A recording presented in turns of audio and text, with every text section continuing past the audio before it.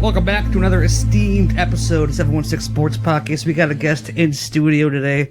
We got Matt Johnson of the 2 Point Conversation. What's up, Matt? How we doing? Thanks for having me. No problem, buddy. You do about 34 podcasts, right? I think like 35. How many do you do? Like 8? I'm at 6 right now, so I'm at 6, so not too shabby. Not too shabby. I keep myself busy. Rounds out a week. You have your own network too, right? Yeah, I'm a part of the BICBP radio network. Try and say that 5 times fast. But our website, bicbp-radio.com. I just started podcasting there about a year ago, a little over a year ago, and yeah, it just really took off from there. Just love podcasting. I eat it up. We'll get into a little more about what you do a little later in the show, but Sure.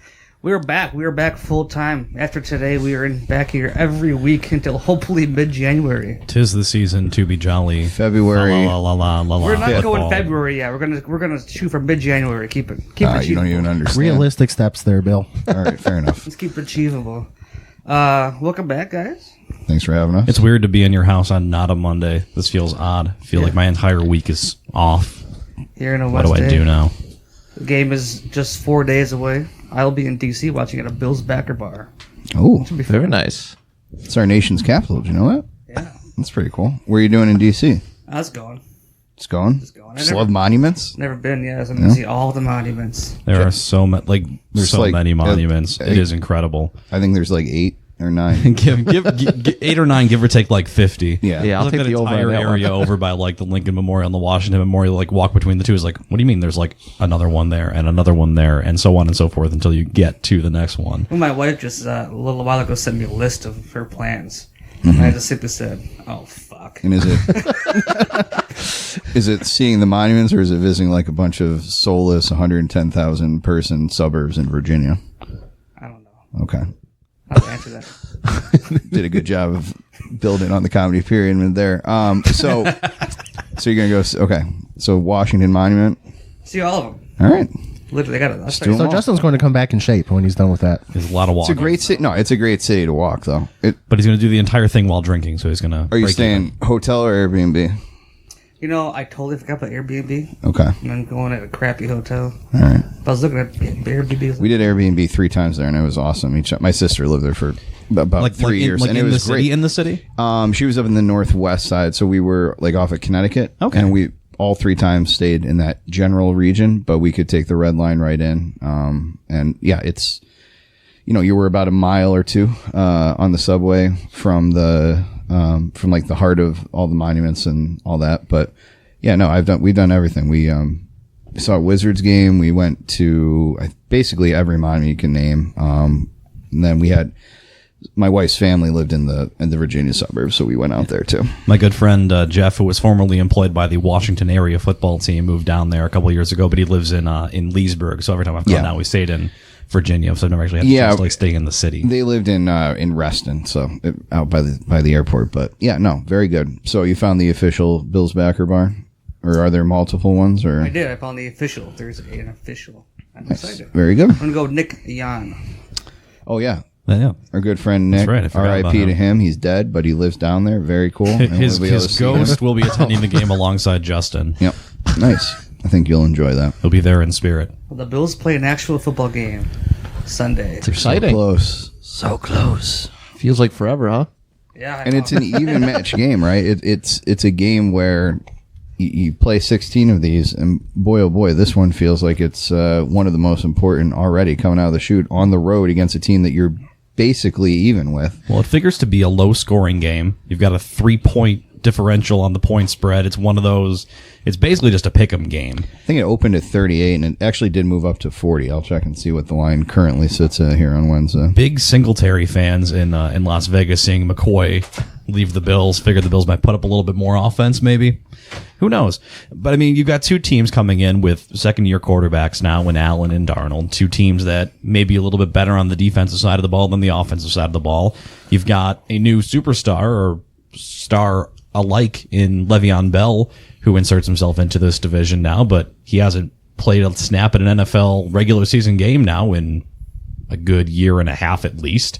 He's never taken a snap next to Sam Darnold. They've got a new center in front of Sam Darnold and Matt Khalil, who has never snapped a live football to Sam Darnold. So you wonder how good the Jets offense can be. And then, there's a ton of questions on the Bills offense as well. New receivers all around, a new tight end, 2 new tight ends. And now your running back depth chart is completely blown up from where it was last year. So the only real stable things in the offense are Josh Allen and the ever-long question of what is Zay Jones. Yeah, Zay And Jones. DeAndre Hawkins. However stable that is. We were having a conversation about Zay Jones. I can't remember if it was in our show Slack or somewhere else, but if Zay Jones is a 6th-round pick, is he on the team right now? I mean, Probably is not. he? No. Or is he?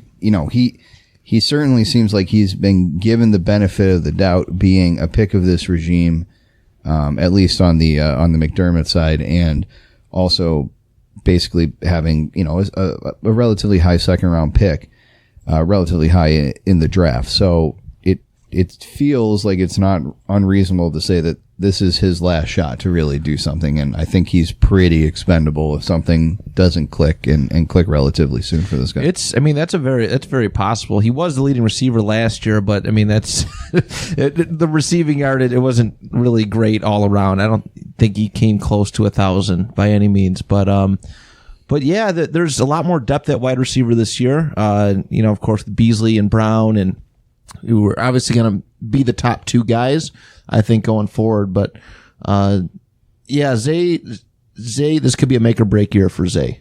Absolutely. And it's so frustrating because you saw what he could do out of East Carolina, but you talked about not being close to 1,000 yards. In his career, he hasn't gotten to 1,000 yards yet, still just 968 on 83 catches. He does have 9 touchdowns, but like you said, it being the leading receiver on the 2018 Buffalo Bills is not something that's going to go on somebody's Hall of Fame plaque. No. He needs to do a little bit something more No, not by any than means. just happening to be there. Quick bit of instant trivia. Who were the top 5 receiving yardage leaders on the Buffalo Bills last year? I'm guessing McCoy was one of them. LaShawn McCoy was 5th. Zay Was Jones. first, 652 yards. We're on a first name Oh, basis with geez. him.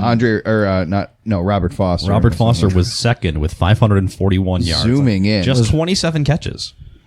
LaShawn McCoy was 5th with 238 to give you the baseline here. Did Clay catch enough balls? Charles Clay was 7th with 184 yards on Gotta 21 catches. Love that tight end. Just 5 position. yards ahead of Isaiah McKenzie. Oh dear. Oh God, who is the running back that would run into the line and get hurt, or only get like 2 yards left? Chris Ivory was 6th with 205 receiving yards. Still missing 3 and 4. This team is. Robert Foster? Robert, you already got Already Robert said. Foster.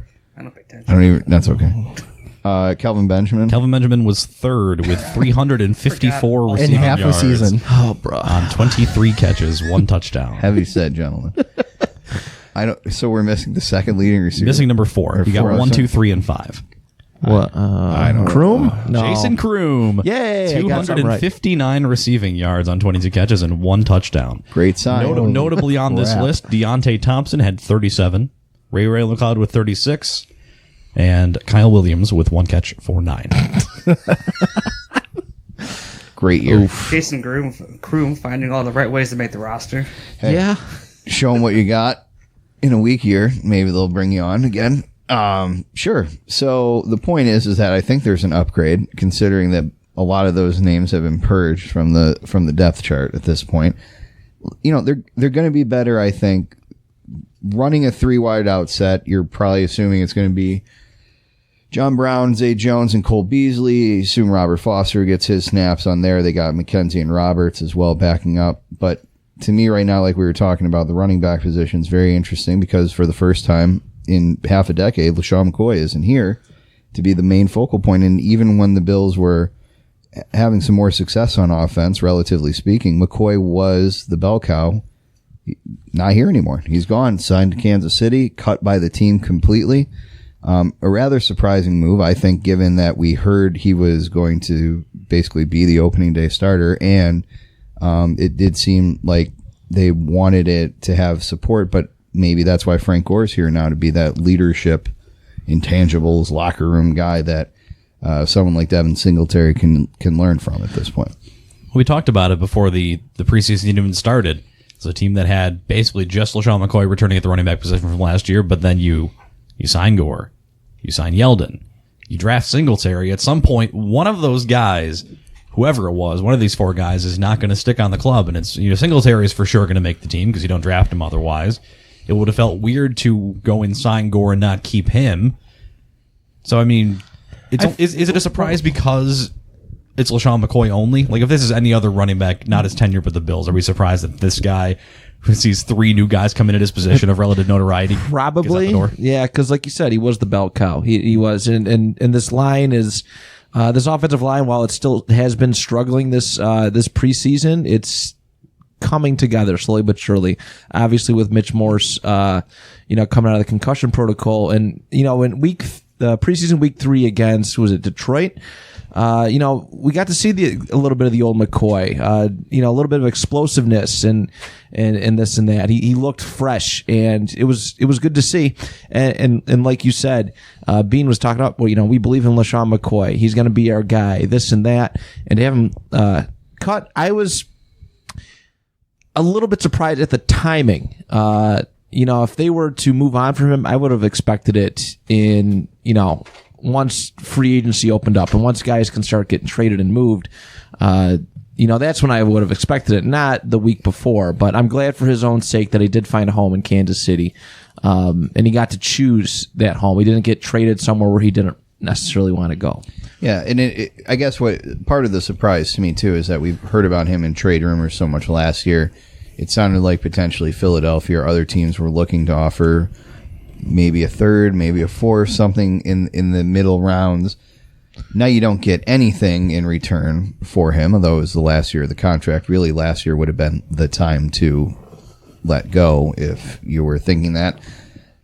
I suppose the thinking was there was no depth anywhere on the offense, and you're trying not to get your quarterback killed, who is so green and maybe not even part of the plans really to start, as we saw the greatest tweet of all time, QB1, I believe. Was that turning 1 year old today? It's just a little bit past. Just a little bit past. Well, happy birthday to the Bills tweet. QB1, eye emoji, Nathan Peterman, lots of fans in the stands to see all those touchdowns he threw against New Orleans. Just a beautiful piece of cinematography. I believe it, it would have been man gets hit in crotch by football in terms of greatest short films involving the sport of all time. So there's so many variables of the whole thing, though. Like, he was hurt often when he was here. And Sean McDermott always says the best ability is availability. He was hurt. I think he was even nursing that hamstring throughout part of the preseason, if I'm correct. I mean, I think it was worth it to Bean and McDermott to be patient. Maybe Philadelphia gives you a 4th-round pick for LaShawn McCoy last year. They don't know that Devin Singletary is going to be available to them. At that point, they probably really haven't done too much homework on Devin Singletary or whoever they might have wanted to pick in the draft. Offensive homework can be a real sticking point for this. That was an interesting. We can talk about circle that. back to that. Let's put a pin in that one. Yeah, let's give that. I have there. thoughts. I think one big upgrade with getting rid of LaShawn is the pass blocking that Frank Gore offers. He's an excellent pass blocker in the backfield. Sure, I absolutely, and not to cut you off, he's I think he's more of a leader type than McCoy too. I think that might have been a part of it. McCoy's on this mission for his 10,000 yards, and you can kind of come the way that he carries himself. He's not very complimentary in that department, but he has said good things about Josh Allen. But I think from a leader's perspective, they need leaders, and I think Gore might be a little bit better than that than McCoy, perhaps. It'll be interesting to see what comes of it, but you assume that Frank Gore would probably be out there for the first couple series. I do think that Singletary is going to end up leading the team in touches and in yards from scrimmage. Maybe not even necessarily rushing, but I do think he's a little bit more of a dual threat. So we'll see how he can help up in the passing game. To me, kind of getting back to this this contest, look, I do think we can talk about the running game all we want. The combination of the revamped offensive line protecting and then Josh Allen's decision making is really what this comes down to. He has less excuses. It's not the world's most dynamic wide receiver core, I get that, but certainly a major upgrade in terms of weapons. I mean, Beasley's an upgrade over anybody they had Right. at most points last year. Very underappreciated receiver. And I think a lot of people assume that Beasley will probably lead the team in catches and possibly in targets as well. But where Cole Beasley accelerates is a part where Josh Allen has really struggled. In the intermediate passing games, we know that they were really pushing the ball down the field last year. 20% of his throws went over 20 air yards, I believe, which was leading the NFL. That is probably unsustainable unless the accuracy has improved a lot. But you got to figure out what's going to happen now with these intermediate passes, these 8 to 10 yard spots where Beasley can kind of just sit down in the middle of the defense, settle in. Can Allen get him the ball where the ball needs to be in order to not only get the catch, but also get the axe after? That's very intriguing to me, because I do think that that's going to be a key for this team. Is the Jets have a good defense, and I think they got better in the offseason, and they have a lot of, especially in that middle tier, especially with Mosley and some of their other players. I'm very curious to see how Josh Allen does in that intermediate passing game. The Jets have a great front seven. Mm-hmm. Yes. And they add Quinn and Williams to an already great front seven there as well in the draft.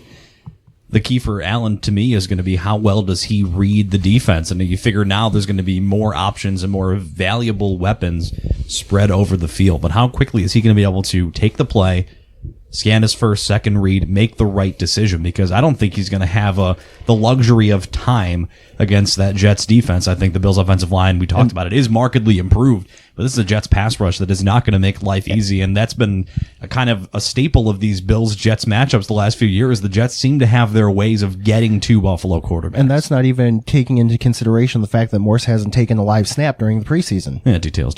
It is. I mean, that is concerning that you spend all this money making him the highest paid center in football, and then through no fault of his own, you certainly wouldn't want your first live snap to be in front of all the Sheldon Richardson and Quinn Williams. Yeah. I mean, there's some pretty good players that he's going to be lining up against. I don't have of all the positions on the offensive line, even though I haven't seen him, what I've been told, I got to assume that Morris is going to be the best player on the offensive line. He's going to be the highest paid. He has the biggest responsibility finding that chemistry with Allen, helping him out. There are ways that a center can, by putting the ball where it needs to be each time, you can buy it, milliseconds. But for a guy like Allen, I think that's important at this point. Give him as much time as he possibly can. Try and make a decision before the play breaks down. And then we do know that he's very good at improvising once that does happen. And then the center is also the one responsible for making the calls of the offensive line. So hopefully he's at least done the mental aspect of the learning while he's been out in concussion protocol. This might be the best game ever for Ed Oliver and Quinton Williams to come in as rookies. I wonder how often it is that two starting centers have never taken a live snap with their quarterback going into it. Yeah, it's probably very infrequent. Very when we rarely, have to yeah. assume. Yeah. So, Bills, Jets, 1 o'clock. Let's turn it on over to the other side. It seems to be Sam Darnold is getting a lot of the second-year buzz. He's the guy that's going to take a leap. We know where Mayfield definitely led the rookie class. I think, to me, Lamar Jackson ended up being second. I know he was the last one to start, but he led a team to the playoffs. He forced a team to get rid of a Super Bowl winning veteran quarterback, which, Giants may want to check that out. And, Allen and Darnold were kind of in that middle tier, well above what Josh Rosen was doing. Both had their breakout games. We saw Darnold in that first game against Detroit. It seemed like he was a world beater, 4 touchdowns. Then he really struggled a lot of the season, but kind of picked it up towards the end. For Allen, we know he was not supposed to start, gets hurt early, had a pretty decent finish to the season. Darnold projects to be better than Josh Allen. Darnold projects to be, I think his ceiling is a top 10 NFL quarterback. Can the Bills defense get enough pressure on him and force him into making bad decisions, which he's been prone to throwing interceptions his entire career. Even when he was a golden child at USC, he was still very prone to making poor decisions and throwing it to the other side. It stands to reason that the Bills need to force 2 or 3 turnovers, right?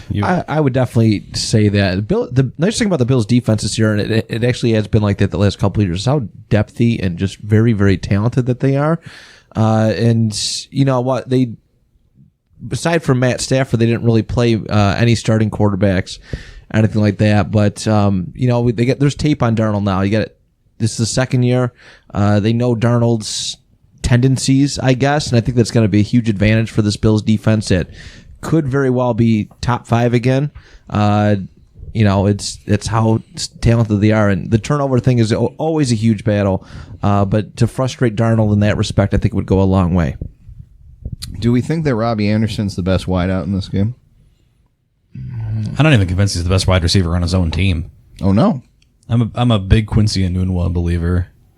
I mean, he was hurt all of last year, so he didn't get to flash anything with Darnold, but Robbie's a much flashier, faster receiver in terms of downfield passing, but I think it's the John Brown versus Cole Beasley argument. Which one is more valuable to a young quarterback? Is it the guy who you can just chuck the ball 50 yards downfield to and maybe connect with 40% of the time? Or is it that guy who can be a stable possession receiver and maybe only gets you 8 yards here and there? But those kind of players, it's like it's the tight end being the safety blanket for the quarterback. Having those guys on the outside too. Anoon was that guy who's going to make those consistent catches for them. I kind of remember, and there's always that one game that sticks out, and I think it was Enunwa in that Week 2 Thursday night game in 2016, where the Bills are at home opener for them. And it was Marshall, Decker, and Enunwa. And Enunwa kind of had, I don't want to call it a breakout game because I feel like he's kind of stagnated, but at the same time, he seemed like a real legit threat that they were potentially getting. A big physical receiver, and it hasn't really come up, and that hasn't necessarily been the case for several reasons. Injuries and just not very good quarterback play, period, from the Jets for most of his career. But that one would be interesting to see. I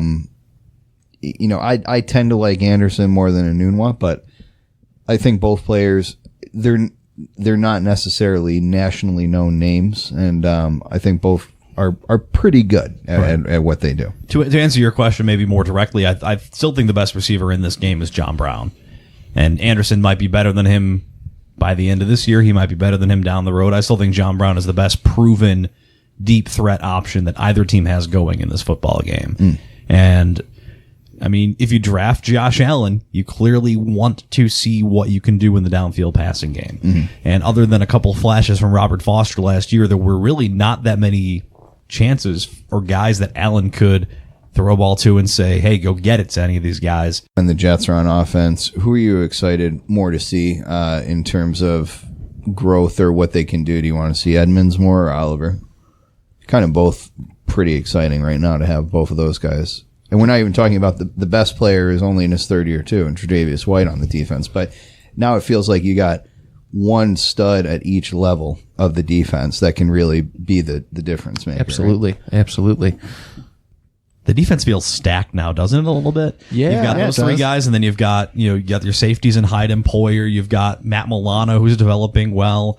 You've still got Hughes and whatever Shaq Lawson is. I mean, they have those studs at every level. No, they do. But they're not only just that, they're complemented well by those guys around them, too. It feels like the best Bills defense we've had here for a few years, since maybe that last year before Rex, where that defense was really a world beater. Yeah, this team was second in DVOA in terms of defensive rating last year. I mean, this was a great defense. Things look pretty good right now, I think. And right now, and from last year, you're really only replacing 2 starters from last year. So it's basically the same unit. Familiarity with the system, you know what they bring. And the at least one of the new guys is your first round draft pick. Yeah. And he rides horses. So he posed the question with Zay Jones, if he wasn't a second round pick, he's still on the roster. If Shaq Lawson wasn't the first round pick, is he still on the roster? Well, they're not tied down to anything of the previous era, right? Mm-hmm. So I think they declined his 5-year. Lawson's been kind of disappointing, and he's even in his interviews seems to question whether or not there seemed to be a little bit of doubt in whether or not he could do this sometimes, the way he talks about himself, which is not something that you're thrilled with, and seeing an athlete expressing that kind of self-doubt. Lawson has to prove himself. I don't think he's somebody that's super attractive. He's not even going to be when they go on the field for the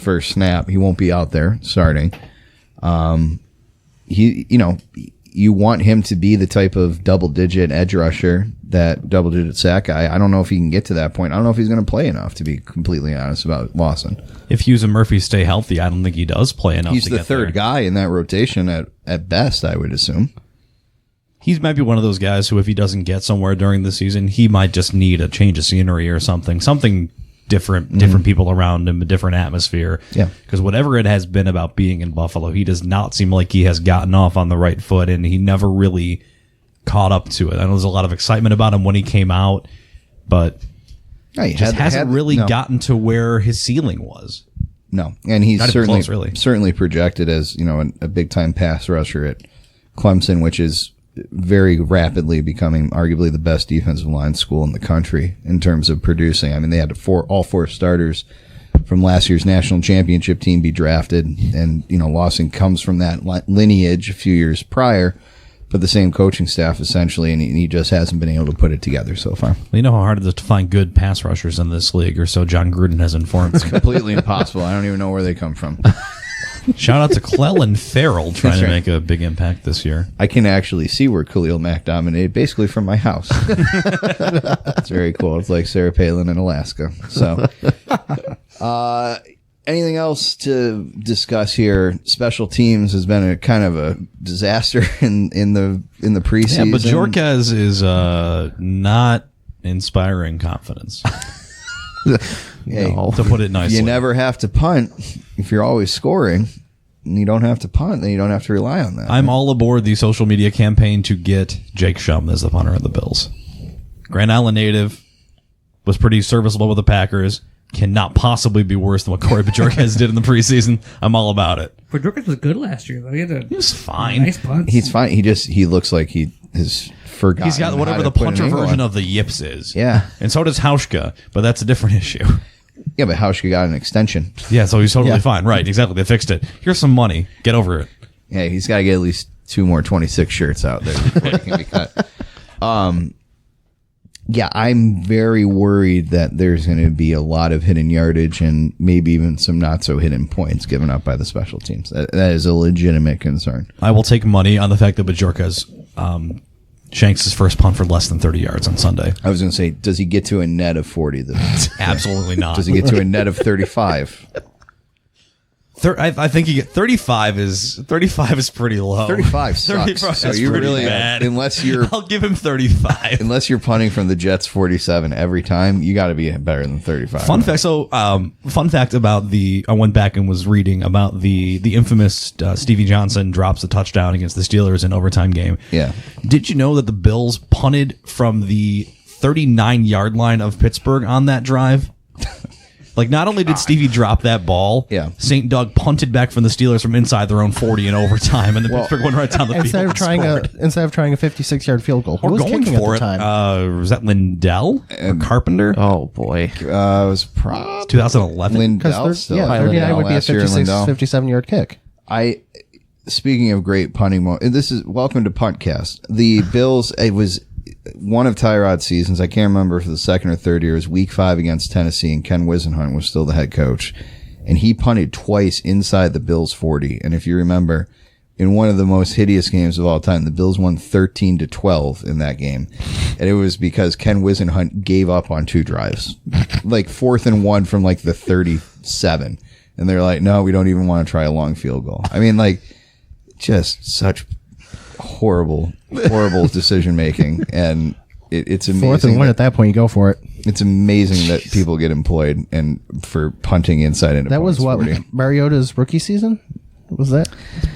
Yeah, I think it was. So I think if it was his rookie, I guess I would have been 15 then. So Yeah. I think that sounds about right. I don't think that was the playoff year, but I think it was Tyrod's first year, and it was like, all right, well, maybe there's something here. So it was a nothing game in the grand scheme of life, but I mean, really, in the grand scheme of life, everything's pointless. But let's not get Welcome to philosophical. nihilism Yeah. cast. It's going to release some Nietzsche now, and yeah. So anyway, it was. It's always cool to punt. I have my doubts that we can get to 40 net, but Jeff very passionate. He's going on social media campaigns. He has. Someone go on Twitter and bet me $10 if Bajorquez shanks a punt. Hashtag punt talk. So that just about wraps it up in terms of conversation. What do we think about this actual game here, Justin? Who do you think's going to win? Yeah. I don't know, man. I think I said I had it in a slot check. I think the Bills lose this game into a defensive game. I just think at this point in his career, Darnold's better than Allen. Allen's a better athlete. I don't think it's a stretch to say that. Allen's a better athlete, runs better.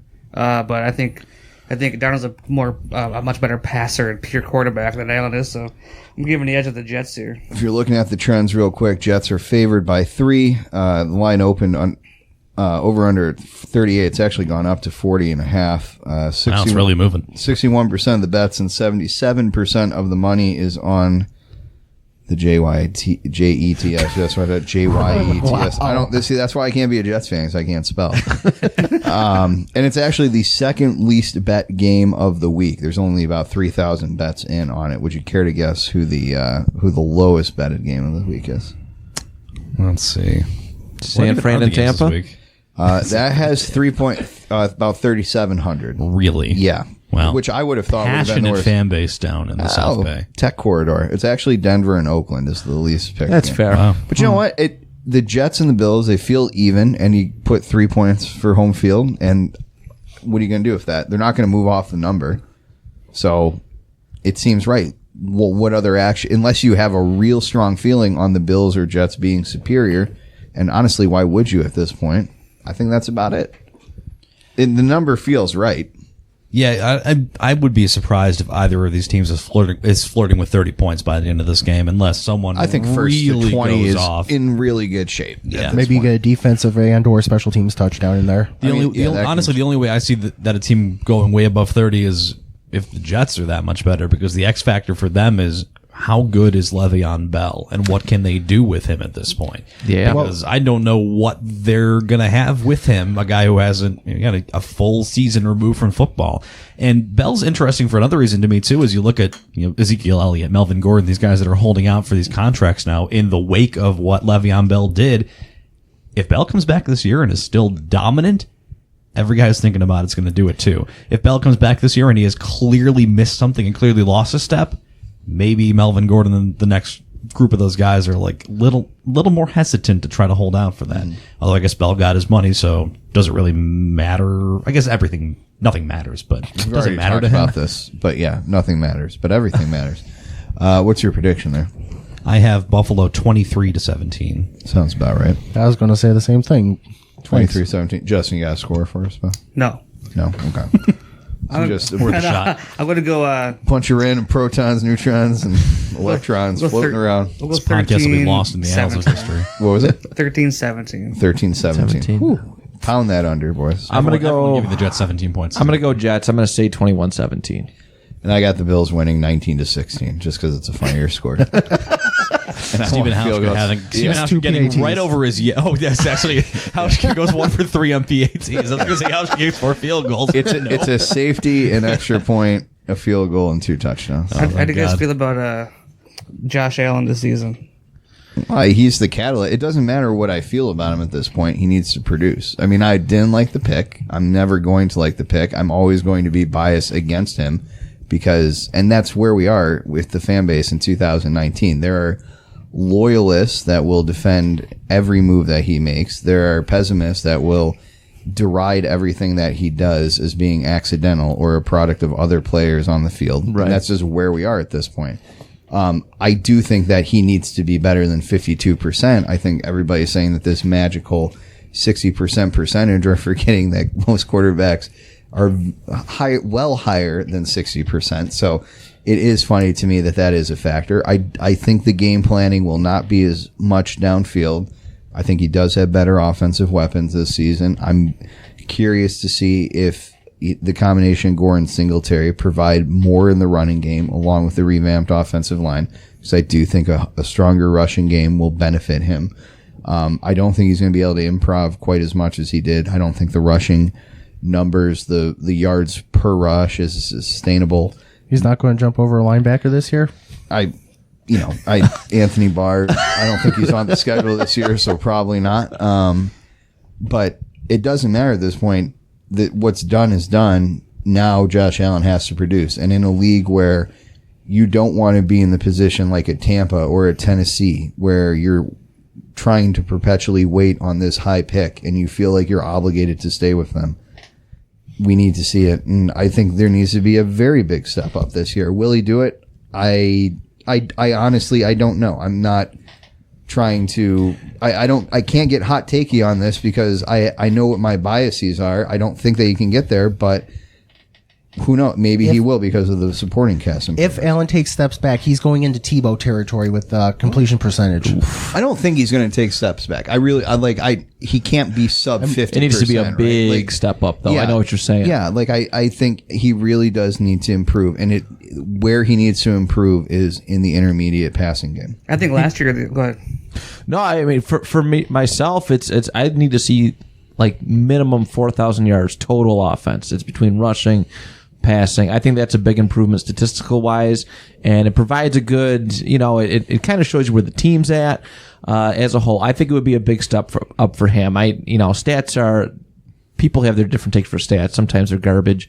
It's a garbage metric to go by, but I think for myself, 4,000 I think is a pretty fair one for a top half quarterback. If that's where we want him to be in that top 16. I think 4,000 overall total is not a bad way to go. So just for reference, last year he ended up throwing for 2,074 yards. Now he only missed a bunch of games. Only appeared in 12 games and started in 11. And then it's a little bit weird with his the rushing was so superlative with what he was able to do, but he was under 3,000 net yards. So I think that's a huge step up to be able to get to near 4,000. Which in 12 games, he would have to be at that 3,000-yard mark. Right. Last year, I think a lot of the issue was the offensive line. You can tell by the way the depth chart looks now. It's entirely new besides one player. But for me, it's more I want to see just a better understanding of defenses because it's well documented that the biggest issue is recognizing blitzes and making the throw to the hot read, which he doesn't never do. He makes the wrong plays all the time. That's the biggest thing for me. But I want to pose a question for conversation's sake and not sound hot takey, but sound hot takey. If you're Sean McDermott and you feel like you're in a hot seat this year, with the preseason Matt Barkley had, which is nearly picture perfect, do you start Matt Barkley or Josh Allen? Josh Allen. Okay. I'm confident that You can't put the worm back in the can once you pop the lid. If you're a coach trying to save your job, you can do whatever the fuck you want. Matt Barkley did have He had that game against the Jets last year. I was going to say, superlative performance at MetLife Stadium last season. You have to go with Josh Allen at this point. You've invested so much. You lost so much draft capital to move up a minimal amount of spots to take this guy. You apparently had the owner taking his phone out and filming him and getting in his face while you were scouting him at Wyoming. You made multiple efforts. You traded away the pick that became the best quarterback in the NFL. You need this to work out, and you need it to be Josh Allen. It is a failure. If Matt Barkley I would say give up on Allen and go back to Barkley. No. But I'm saying if Matt Barkley is the guy that takes you to the divisional round of the playoffs, it's still a failure because look at what you could have had, and then you wasted it on Josh Allen. Who has time to scout Patrick Mahomes anyway? That's impossible. Have you ever tried to go to Lubbock? Nobody's ever been there. They throw tortillas on the field, for God's sakes. What a crazy place to watch football. I think obviously the upside is there for Allen, but as right now, of Matt course Barkley there is is. such a better passer, much better quarterback. It definitely feels like there are days where the social media at Pagula Sports and Entertainment is really pushing the narrative about what a great human being Josh Allen is. He's a great, the team loves him. He's a great leader. He's a great leader. I like the guy a lot. I'm not saying just start my back. I just wanted to pose a question.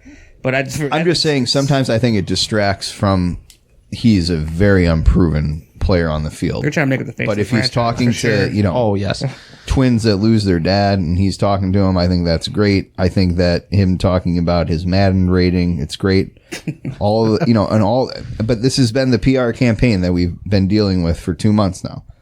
We've had all these interviews and everybody, Buffalo News, The Athletic, all these people are getting their pieces in. Now you got to show me something. Will he show me something?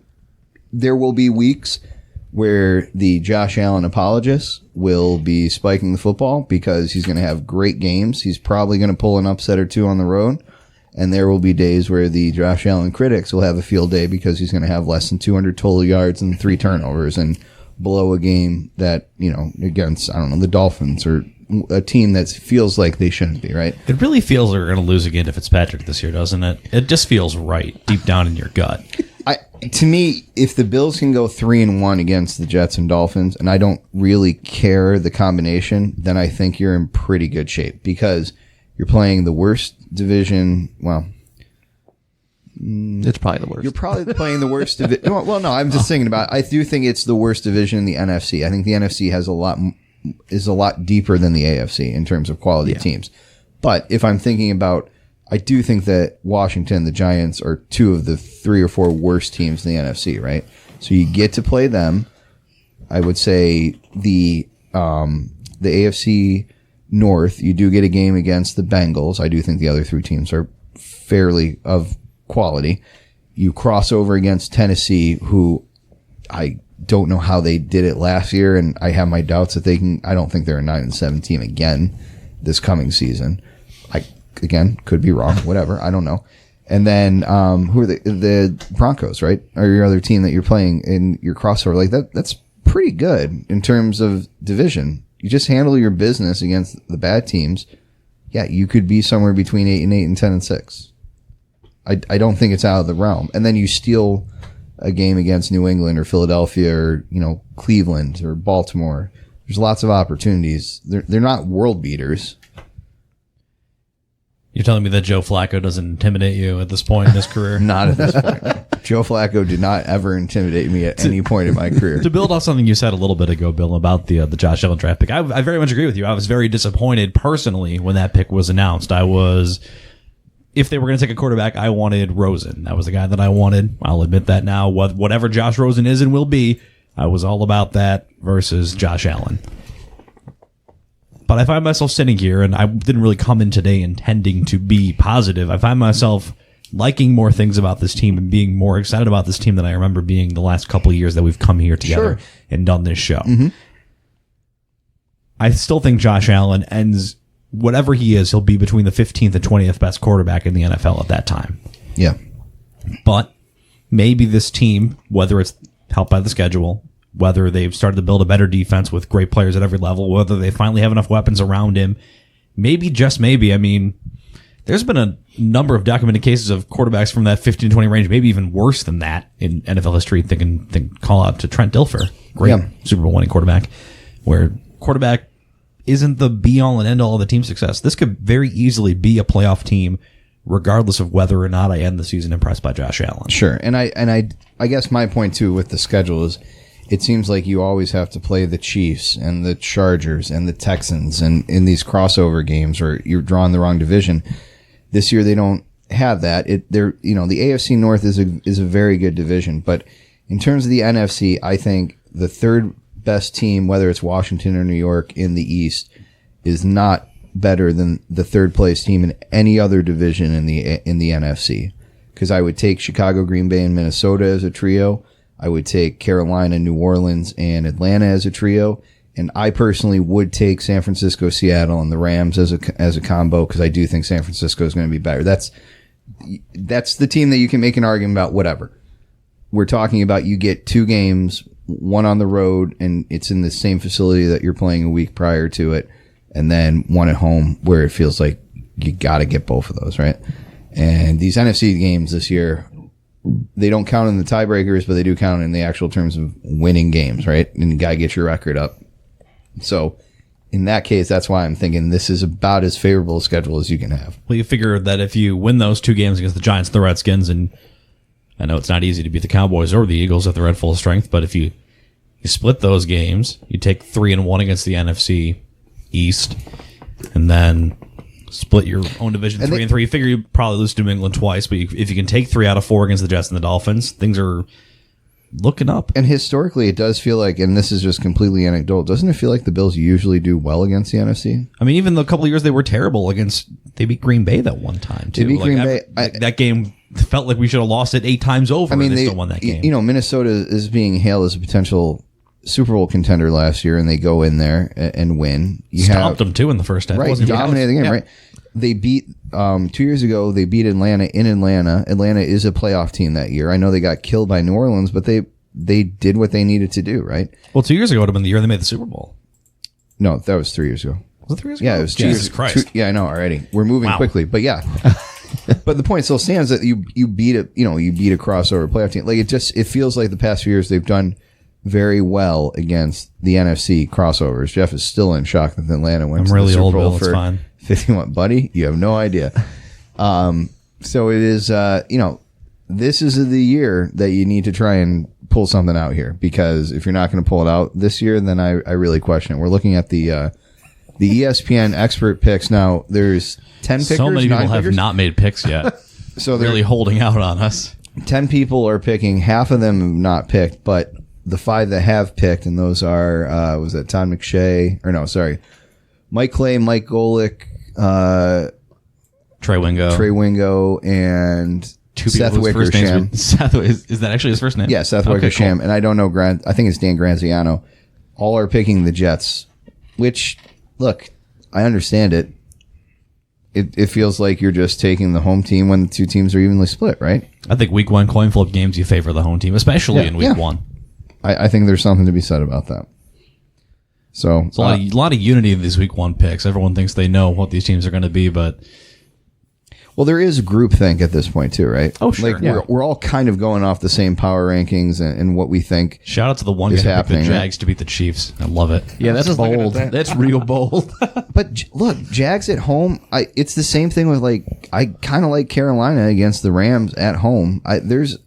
There's a few of these games where you can totally justify going that way. Would not be shocked if Kansas City is a 9-7 football team this year. The biggest upset to me this week, if I just thinking about everything whole cloth, I wouldn't even say it would be Miami over Baltimore. To me, it would be if Cincinnati went on the road and defeated Seattle. Oh, that would be That would be the big shock. huge. And I don't is Seattle maybe the 3rd place team in their division, but I still just don't see that Cincinnati team is bottom 5 this year in terms of I mean, abilities, they and did now losing nothing at all to improve. and losing AJ Green, and we'll be talking about them coming here in 2 weeks. I mean, they're real bad. I think things have fallen off real quick in Cincinnati. I mean, shout out to Andy Dalton, the last quarterback to lead the Bills to the playoffs. They were just so complacent with Marvin Lewis, and the complacency just ended up biting them. And they're kind of the equivalent of a mom and pop shop anyway in terms of NFL operations. They usually have the smallest support staff, smallest front office, and they kind of run it as a family company, which very few teams these days are ran that way. So it's not surprising to me that Cincinnati's fallen off real quick after they had their window, unable to capitalize at any point. Yeah, everyone's talking about Miami tanking. They're going to have some competition in the AFC because Cincinnati is awful. Just straight up terrible. And those teams play each other, too. Yep. Miami, Cincinnati, the Giants, Washington, and I think you can. I don't know what to make about Tampa yet because I'm not convinced about Jameis Winston. Tampa's but just terrible. I don't know. I don't think Oakland's going to be very good either. There's only a few teams though that really suck, and the Bills get to play Indy? I think 5 of them. Indy's going to be fine. Indy's going to be fine. Indy's really good at everywhere but quarterback, and if Jacoby Brissett can manage it, I think they can still make the playoffs. big question mark. But, Yeah, but even if Matt's he is a noted Colts question fan. mark, like What's your take on the Colts right now, Matt? Oh man, Noted Colts fan. I've been on the edge of a rooftop the last 2 weeks. It's been rough, but you know what? It's with Indy right now, they do have a really great team around them. They really do. Jacoby 2 years ago, most sacked quarterback when he was QB1 with Indianapolis, and that team was god awful. I hate you, Ryan Grigson, so much. He do a you whole can show make on a just how case much he Ryan Grigson mashed up the team. Ryan Grigson retired Andrew Luck. Yeah. Oh, absolutely. I hate to say it, but it's actually I don't hate to say it. It's the God's honest truth. Indy does have really good depth. They had a defense last year that didn't allow a single 100-yard rusher. The line is so much better between Quentin Nelson, Ryan Kelly, amongst others, and the weapons are so much better too. You got, Ty is still there. He's a little bit healthier. Jack Doyle's healthier, but in front of him, you get Eric Ebron, who rebounded big time last year. Devin Funchess, who, could come around. I had more confidence in him with Luck than I do Brissett, but I don't know. I've seen how people have spoken about Brissett the last couple years. New England praised him quite a bit. Reich's been very high on him. Maybe I don't know if it's because of it's his job to be high on him, but I like Brissett's demeanor, and I think I like his play. He's got a good strong arm. I don't know what to expect. We're going to see. They got the Chargers this weekend, and I think it's going to be a good gauge as to how they can be. Chargers are a really, really good squad, and Super Bowl favorites. I think even without Melvin Gordon, they have good depth at certain positions, but yeah, it adds to the mystique. I think a little bit more curiosity every time you tune in and watch a game for Indianapolis. I think the Colts went from probably winning that division to being a wild card contender. And a lot of that swings, of course, if Brissett goes out on Sunday against the Chargers and he is a world beater, that team goes right back to winning that division. I don't know what Houston thought they were doing building that team back up, but they have not done whatever it is that they thought that they were doing. I guess That's why you adding need a left a GM. tackle is great, but having a GM would probably be better, as Bill mentioned there. That goes a long way. It was the best when Oh my Clowney didn't have an agent and the Texans didn't have a GM. So Bill O'Brien was talking to the GM, Bill O'Brien, to talk to Jadeveon Clowney's agent, Jadeveon Clowney, to talk to the player, Jadeveon Clowney, to negotiate a contract, which ultimately led to him being traded for Barkevius Mingo, noted failed Browns draft pick. Already excited about the oral history of the Texans Labor Day weekend 2019. It's be a great 30 for 30 in 2 years. Holy shit, man. When Jadeveon Clowney wins Super Bowl in Seattle and the Dolphins get to a... It's rare that you can get better in the short term and then still feel like you are less of a Super Bowl contender.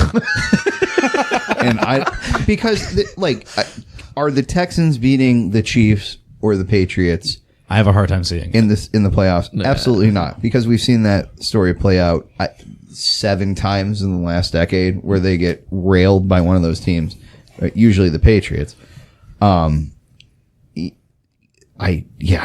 don't know what they were thinking. I guess they're a little bit better in the short term, but they're done. Their they don't defense have is still any not draft built picks now to stop Brady or Mahomes or Rivers or any of those guys. And give credit to the Dolphins, who did not say that Laramie Tunsil was available, and the Texans kept calling, and they're like, "We think we can get him from you," and they're like, "All right, try it," and then they just to give up 3 draft picks for a guy that, well, it turns out they could do it, Oh my God. And you're thinking oh, maybe it's in the 20s. If Deshaun Watson gets hurt, which is a very distinct possibility behind that line and just the way he plays. So bad.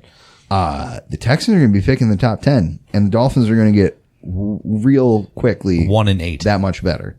It's unbelievable to me what they did. That was bold. Malpractice, and that is why you need to have a general manager. I mean, the Dolphins went by the old adage I said on this podcast. Every time someone asks about people being available, every single player in any professional sport is available if you offer the right amount. If you can give me it to the right price. In the case, again, of Laramie Tunsil, that was a very high price, and I don't think the Dolphins expected anyone to pay it. Houston paid it. All right, man, cool. All right, you can have him. Yes. What else? As a Colts fan, yes. Yeah, of I course. don't hate it. Shout out to Laramie Tunsil doing what everyone wishes that they would have done on their draft day by smoking weed inside of a gas mask.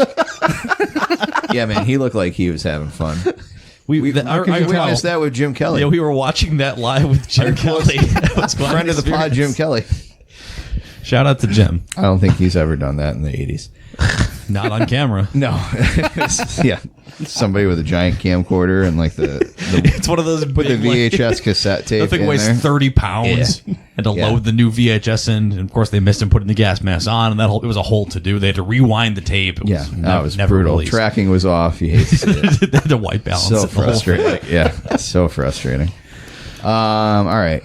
So, we're split as far as what the Bills and the Jets are going to do this weekend. Overall, we're tepid about Josh Allen. I don't know. We'll see. I'm willing to be wrong about Josh Allen. Yeah, I hope I am. Myself. And I probably will be the last one to be able to even admit it. As I've said, I've pretty far in this trench at this point in terms of what my thoughts are on the guy. But I would love to be boring proven type wrong. about Josh Allen. I'm hoping Josh Allen took some time during this offseason and learned when to fire it in and when he needs to put a little touch on the ball. Well, it was so nice back in the days of Tyrod Taylor when we all agreed on what a playing tight end was. And we Sorry, couldn't even have get through always that. agreed very heavily on the Bills quarterback situation. So Yeah, just it's glad to see a little bit of dissonance. And like, do Green Bay podcasts where they just like listen? Brent Hundley. what does a is the Patriots guy. podcast sound like? Like, what do you even do? It's like, Yeah. I think Tom Brady's great. Me too. Yeah, See you next week. what do you think of Hoyer? Pretty good. He'll be great in Indianapolis. Yes. Ryan Mallett, Jimmy See, the Bills Garoppolo. just giving us great content. Yeah, they do. I If guess. the Bills ever Is that what become it a is? dynasty, this podcast will stop existing. I don't know what we would do if the Bills were ever good. Like the Hunt's over. It's like, okay, they All did right, it. cool. Well, thanks for Yeah. listening. Well, we thought to the our hunt was 10-year over, journey. and then it was they lost 10-3 in the playoff game. And Actually, like, oh, you gotta come back when and do the, this. back when the Sabres were good, back in like 05, 06, I found myself just craving more and more Sabres talk as they were going into the playoffs. Like I couldn't turn off the local radio station back in the day. So Oh man, Well, it's probably easier to listen to and harder to make. there's so much excitement around it, you know. That's a great point. Like if the Sabres were like when the Sabres were first in the East or are to the top of the East we were last talking year. about this at Thanksgiving last year. Obviously, if you do it in bits and pieces, like if the Bills go out and beat the Jets 45-0 on Sunday, we're going to come in here on Monday like a house of fire into Justin's house where he is not and record a podcast, and we're just going to talk for an hour about how excited we are. But if they did that every week, eventually we'd lose a little shine. I think we as a fan base, and maybe a lot of fan bases, we kind of thrive on trying to find the answer to the question. If I was a Patriots fan, I have some family who has lived in Boston for 40 plus years. They are big time Boston sports fans, and they don't have things to debate. They come over, it's like, yeah, well, another Stanley Cup, another World Series. I actually, sorry, Jeff, sorry, Dad. No, you're good. I actually secretly hope the Bills lose week 1 every week because every year my video goes viral again. I reshare it. Throwing the flag off the porch. Over 2 million views so far. What year did you record that? They lost to the Ravens. It was like 3 years ago. Everyone's excited about Tyrod being the starter. They They lost to the Ravens week 1. Yep. It wasn't good either. No, Like, it wasn't. That was That game bad. was terrible. I think it was better than last year's week 1 against the Ravens. So yeah, we reshared it and it just took off again. That was it's so sad that we have to rank the best losses. the best week 1 Baltimore losses. It's good stuff. Coming soon on a top 10 YouTube video. Top 10 Bills week 1 losses to the Baltimore Ravens. When they've existed for a few more years and we can get 10 of them in. So that's about it for our Bills talk, guys. Oh, no, it's not. No? No, it is not. We put a pin in it. We're going to get right back to it. Shout out to college classmate of mine, Nick Veronica, who used to write for the Buffalo News, who shared this onto my Twitter timeline the other day from The Athletic about Sean McDermott and the Bills' new regime not having time or ability to scout quarterbacks in advance of their first draft. Now, notably, the Bills traded that first round pick to Kansas City, who proceeded to go ahead and take a guy you may have heard of named Patrick Mahomes. Here is an exact quote from the article. McDermott wasn't ready to take a quarterback. He had been in the building for a little over 3 months, revamping his coaching staff and rebuilding the defense for free agency. The timeline didn't allow for a thorough enough evaluation of the quarterbacks for him to feel confident in making that investment. Quote from McDermott. The first year, the evaluation was shorter because of all the other stuff putting together the staff. End quote. And I think I carried over the lessons that I learned going through it the first time. Now, I know that nothing ever happens in exactly the window that you want it to when it comes to finding a new GM and finding a new coach. And that offseason specifically probably would have liked to do it closer to the end of the season than the draft, and they did. But you have to go through your vetting process. So That being said, this does not sit great. no, you know what also doesn't sit great? They took Nathan Peterman in that draft. So if they had an issue with quarterback evaluation, why did they take Nathan Peterman? Well, clearly his talent transcended their scouting. As I said, needs. that man beat Penn State and Clemson in the same calendar year. I think it's still a goofy quote to me still because that's still Doug Whaley's draft. He was a GM for that draft. They fired him the next day, right? Or within a week or whatever. Yes. But yes. And then we got the great And- Doug Whaley and Tim Murray in a bar. And you would think at least excellent picture. And you would think at least Whaley would know what he's doing because wasn't his background in scouting? Whaley And he didn't did have such the a great worst job with those drafts. quarterbacks too. Yeah, I don't think he had as much pull in that Free- draft because yeah. he was gonna go. He was gone. I think that's exactly what it is. I think they said it was his draft so they could bury these quotes down. Yeah. But I bet 100% that McDermott and Bean's fingerprints were all over it. Oh, I'm or sure. McDermott and I'm Bill sure. He wasn't hired for like a month later, I think. But it was McDermott's at least. it was a no-lose situation for McDermott Yeah. because you can take credit or you can get rid of it, and you can do whatever you want. Now, But is it all better if Trey White ever picks off Patrick Mahomes? No. Okay. the thing too, real quick, is Mahomes was. If you put yourself in the mindset of that, people were surprised that they moved up to draft Patrick Mahomes. He was considered to be a lower first round pick. Mitchell Trubisky was number 2 that year. Traded up a spot to The Bears moved heaven and earth to The San swap Francisco 49ers, the heist of the century, moving down a spot to give up a guy they didn't want to pick. Niners. And then there was one other quarterback, and I'm blanking right now, but there was one other quarterback that was taken. That was 2 years ago now. In the third year, it was Trubisky and someone else. Whatever, it doesn't really matter. The point is It that wasn't Deshaun Watson, was it? no, actually, that's what it was. Yes, so Deshaun Watson ended up going behind Mahomes. That's what the surprise was Mahomes was taken ahead of Watson, and everybody was saying, "You have the guy that just won the national championship. There's no way this guy fails." And it turns out everybody was right, but Andy Reid unlocked Patrick Mahomes. Is Patrick Mahomes what he is in Kansas City, in Buffalo? Nope. No. Is he better than what Buffalo has right now at quarterback? Yes. So you can argue about the systems, all that. I think everybody is better with Andy Reid because Andy Reid is the best offensive coach consistently for the last, God, what are we going on? 2 decades plus now, right? 20 Do we years think easily. Josh Allen or Patrick Mahomes is in Kansas City? Say that again.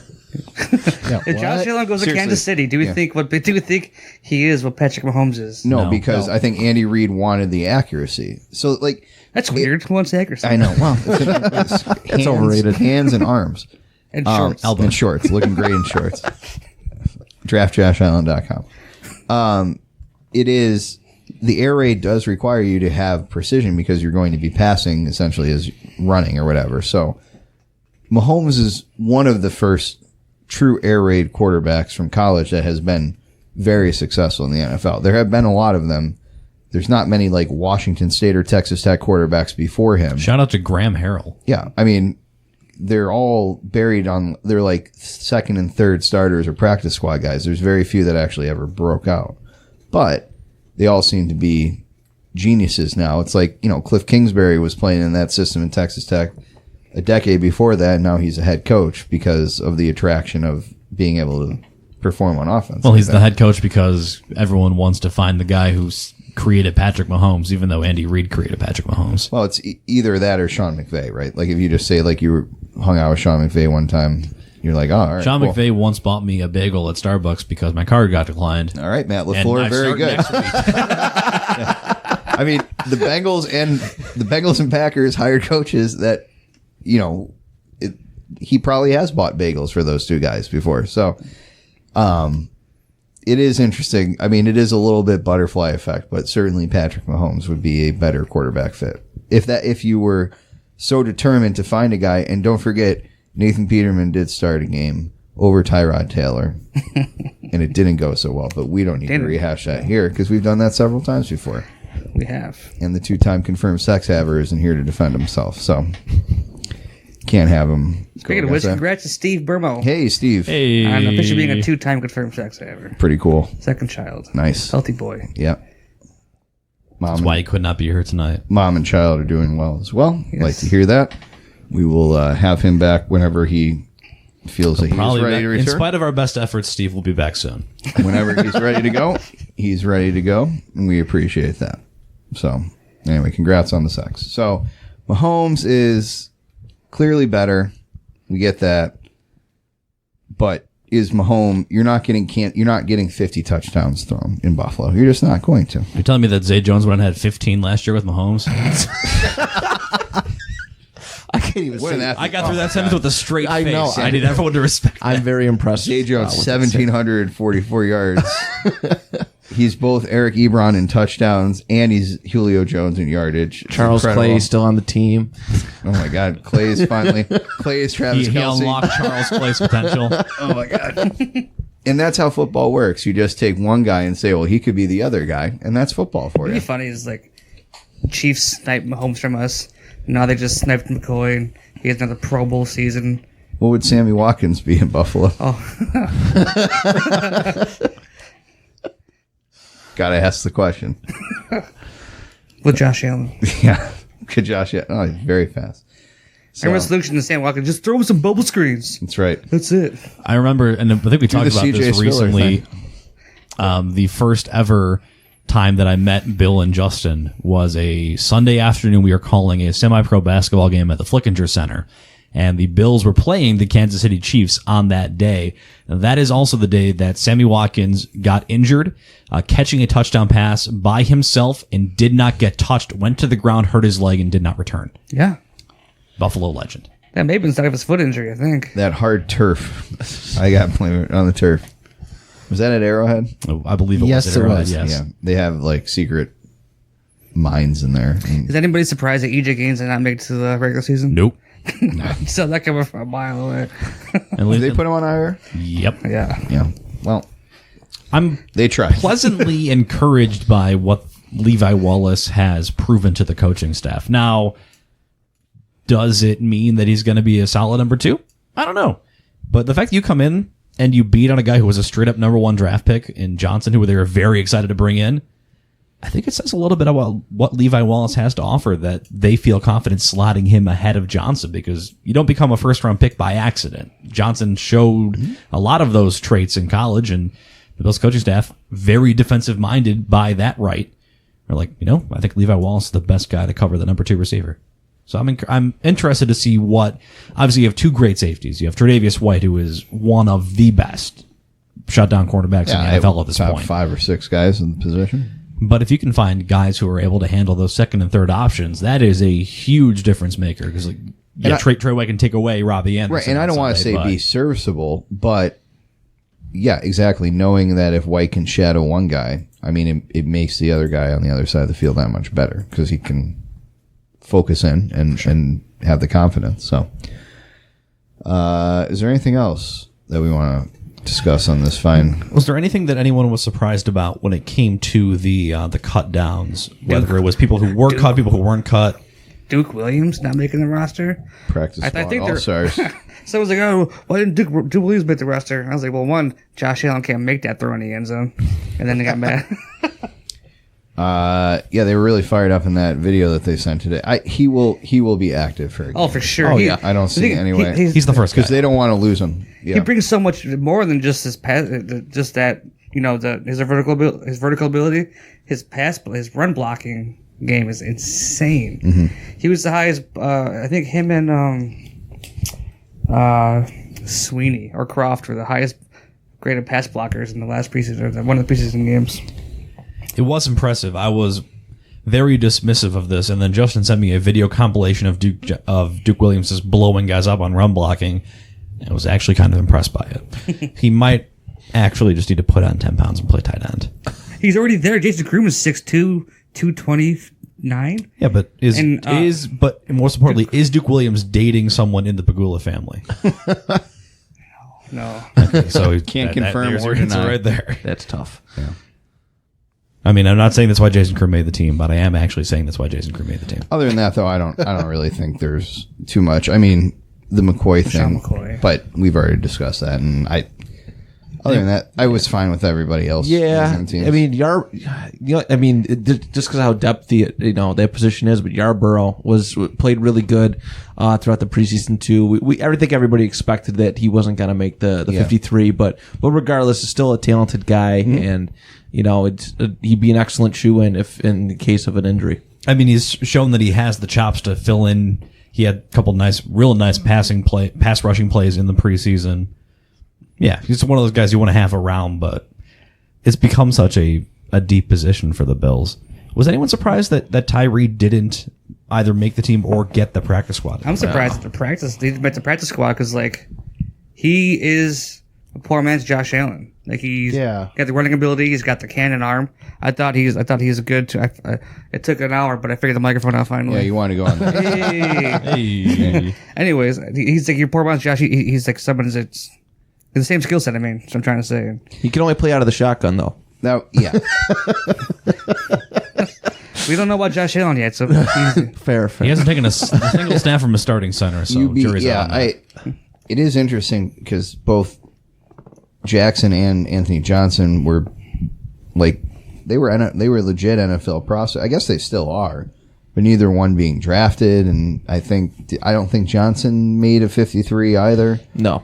I want to say he's on the practice squad in Seattle, maybe something like that. So I don't think Jackson even had an awful his numbers look bad, but how many drop balls he just fling off guys' hands? There's a lot of drop balls. I think he's actually like I understand where you're coming from with Allen, but I actually think he's a worse passer. And yeah. So if you're not going to be able, like, could you ever picture him having a 50% completion rate in the NFL? He needs a few years away somewhere. Maybe they latch in on the CFL or the XFL or something like that. I think he's worth a practice squad spot at least.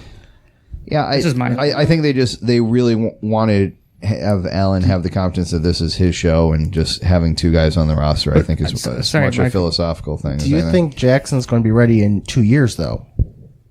Or maybe the XFL or CFL may be a better option for him, even though I read he's getting a workout with, I believe it's Detroit. Mm-hmm. But maybe the XFL or CFL is a better option for him right now. Get some extra seasoning that he really needed coming out of college. All I know is that both Tyree Jackson and Anthony Johnson better fire their agents immediately, because these are both guys who could have gone back to college. Tyree got screwed, man. Tyree he's told he was going to be a second round pick. Yeah. This guy goes undrafted and now is still a free agent. I mean, there's both him and Anthony Johnson. Free agents. They got bad advice, and that sucks for those guys. I mean, they're 20, 21 years old. It also sucks that, like, I wish the NCAA wasn't such a pile of shit that these kids could just go back to college now. It's like, you haven't got your degree yet. Go back and play college ball. Yeah. The other thing about Tyree not making a roster is that when you have a quarterback like Josh Allen, he is your developmental quarterback. So you're not really looking to develop a guy too much. You really need someone that's capable of running your scout team offense in practice. And maybe they didn't think that Tyree Jackson could do that effectively. Yeah, unless you are Kirk Cousins overtaking Robert Griffin in the same class. There isn't a ton of reason to keep developing. Yeah, you go with the grizzled vets. Yep. At that I think point. it's fine. I didn't have a problem with it. I did think almost like for sentimental value against the Vikings that he was going to get a spot because of what happened. As a scout team quarterback, your coaching staff is telling you we're going to put balls to simulate, scenarios. So right. You're almost asking these guys to throw interceptions and stuff like that in practice. So yeah, you need a guy to do that effectively and not really. They're not looking to develop someone right now. They got Josh Allen. Yeah. I wonder if Joe Webb's available. He's the kind of guy that would Logan Thomas. Logan Thomas, noted quarterback. Formerly number one on Mel Kiper's big board. And I'm still waiting for Mel Kiper to retire about being wrong about Jimmy Clausen. Yep. That'll satisfy our 11 UB fans, all 11 of them out there. No, he can retire right after they move Pierre McGuire off the number one NBC Sports broadcast. Oh. What a day that would be. So many unbeknownst college players now. I'm never going to know where these kids played high school hockey now. Yeah, Doc what and I am went I to Sault going Ste. to Marie. do? He's a real greyhound. Let me tell you, there's something there. Stevie John says, Coach, real proud of him. I was just waiting for him to talk about Dylan Cousins being from the UConn, but I'm sad I'll never get to see that moment. Well, he's just off the number one team, and That's I'm sure true. I'm sure the Sabres will be all over the number two broadcasts. Or the Flyers broadcasts. Shout out to Sabres for making our show short tonight for still doing nothing in the offseason. What is happening? Trade Risto. Or keep him. Just tell us something. I still find it shocking. I posted about 2 weeks ago, and everyone's talking about it now. Is that I still think the one player they got rid of, Jason Palmville, is the one player that probably should have kept. He may be going to Montreal, I think. Montreal was talking about him the other day about bringing him in for at least a PTO. I mean, it makes sense for them. There's no harm, no foul as far as I can tell. He's a Montreal native. I don't know that he's ever going to be a top 6 guy again, but he had moments last year where he was more than serviceable for this team. He was on fire with Jack and Skinner. I forgot his first name for a second. Jeff Skinner. Jack Skinner and Jeff Eichel. Yeah. Big ups. Jeff Eichel. Yeah, I agree. It's weird to me that they kept the second of Larson and Gergensons instead of Jason Bowmanville, especially with how much depth they have at center in the system. You're telling me you want to play Larson and Gergensons both ahead of Asplund. Give me a break. The most exciting thing about the offseason to me so far has been this fucking jersey.